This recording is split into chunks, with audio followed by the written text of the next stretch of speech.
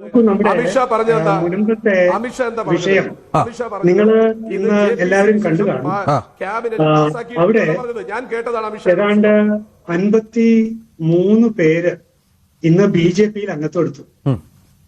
അത് സത്യത്തിൽ ഞെട്ടിപ്പിച്ച ഒരു കാര്യമാണ്. കാരണം അവിടെ ഇതുവരെ ഒരു വോട്ട് പോലും BJP-ക്ക് അവിടെ ഇതുവരെ ഒരു ഇലക്ഷനിലും കിട്ടിയിട്ടില്ല എന്നാണ് നാട്ടുകാർ പറയുന്നത്.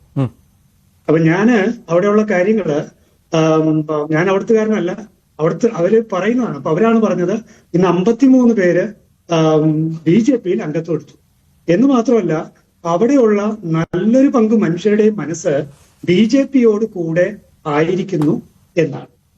അപ്പോൾ സ്വാഭാവികമായിട്ടും എന്റെ മനസ്സിലുള്ള ചോദ്യം ഇതാണ്, എന്തുകൊണ്ട് അങ്ങനെ?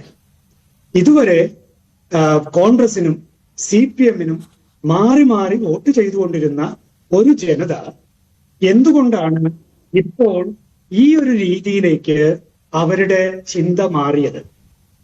അവിടെയാണ് ഈ രാഷ്ട്രീയം വളരെ മോശമായി അങ്ങേയറ്റത്തെ ജീർണിച്ച അളിഞ്ഞ രാഷ്ട്രീയം കളിക്കുന്നവര് ജനത്തെ മടുപ്പിക്കുകയാണ്. ജനത്തെ മടുപ്പിച്ചു എന്നതാണ്. ഈ വിഷയത്തിൽ ഒന്ന് ആലോചിച്ച് നോക്കൂ. ഇടപ്പാടം പോകുന്ന ഒരു സാഹചര്യം, ഇത്രയ്ക്ക് നിർണായകം ഒരു സാഹചര്യത്തിൽ ഇവിടെ ഇപ്പോ നിജേഷ് പറഞ്ഞ എന്താ, വിശാലമായ അവകാശ പോരാട്ടം. മനസ്സിലായോ? വിശാലമായ അവകാശ പോരാട്ടം. എന്താണ് വിശാലമായ അവകാശ പോരാട്ടം? അതായത് ഒരു മതത്തിൽ ഒരു നിയമമുണ്ടത്രേ. ആ നിയമം എല്ലാ നിയമങ്ങൾക്കും മുകളിലാക്കി വെക്കാനായി അവരങ്ങോട്ട് ഒരു നിയമം ഉണ്ടാക്കി, വഖഫ് ബിൽ 1995. എന്നിട്ട് വഖഫ് ബോർഡിലുള്ളവർക്ക് അങ്ങോട്ട് അമിത അധികാരം കൊടുത്തു.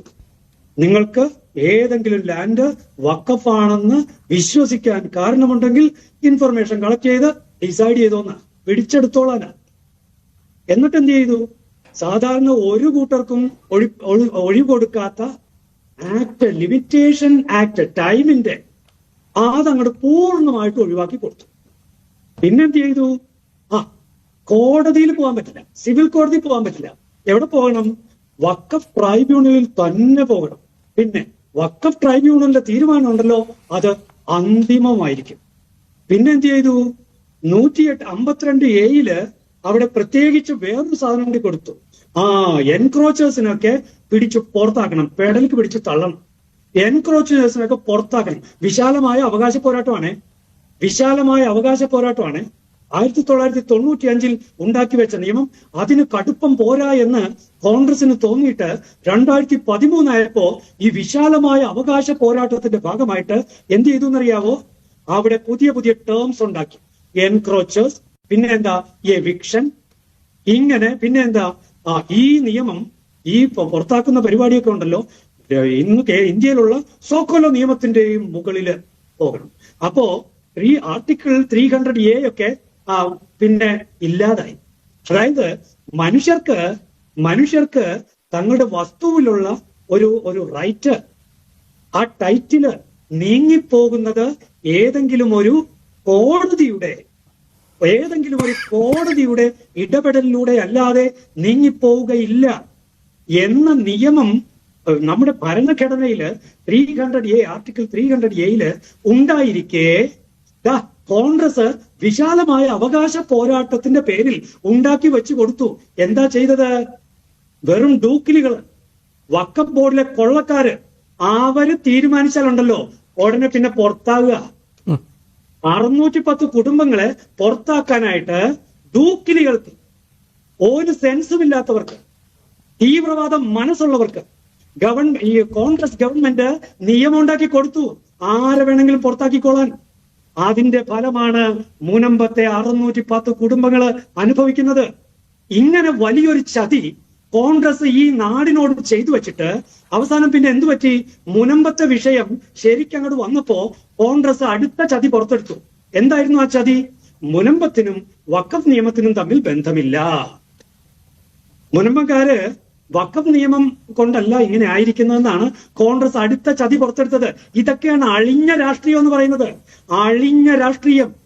അപ്പോ ഏത് കൊച്ചു കുഞ്ഞിനും മനസ്സിലാകും വഖഫ് നിയമം എടുത്ത് വഖഫ് ബോർഡ് ഉപയോഗിച്ചതിലൂടെയാണ് മുനമ്പം ഇതുപോലെ ആയിട്ടുള്ളതെന്ന്.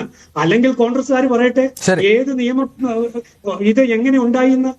അല്ലാതെ മുനമ്പം എന്താ സ്വയം വഖഫായിട്ട് മുനമ്പക്കാരങ്ങോട് പ്രഖ്യാപിച്ചാണ്. ഇതൊക്കെയാണ് ചതി. വിശാലമായ അവകാശ പോരാട്ടമാണ്.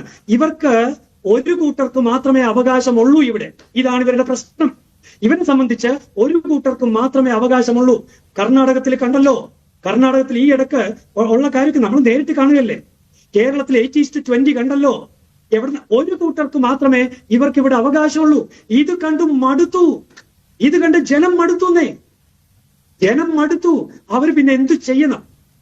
ഇത്രയും നാള് കൈപ്പത്തി എന്ന് പറഞ്ഞ് പുറകെ നടന്നിരുന്നവരെ ഇവര് ഒരൊറ്റ കൂട്ടർക്ക് വേണ്ടി മാത്രം നിലകൊണ്ട് അവരെ ചവിട്ടി, മറ്റുള്ളവരെ ചവിട്ടി മെതിച്ച് ഇവരൊക്കെ എപ്പോഴായാലും വന്നോളും എന്ന് പറഞ്ഞ ആ ഗർവുണ്ടല്ലോ, കോൺഗ്രസിന്റെ ഗർവ്, ആ ഗർവിന് കരണത്തടിയേറ്റതാണ് ഇന്ന് മുനമ്പത്ത് 53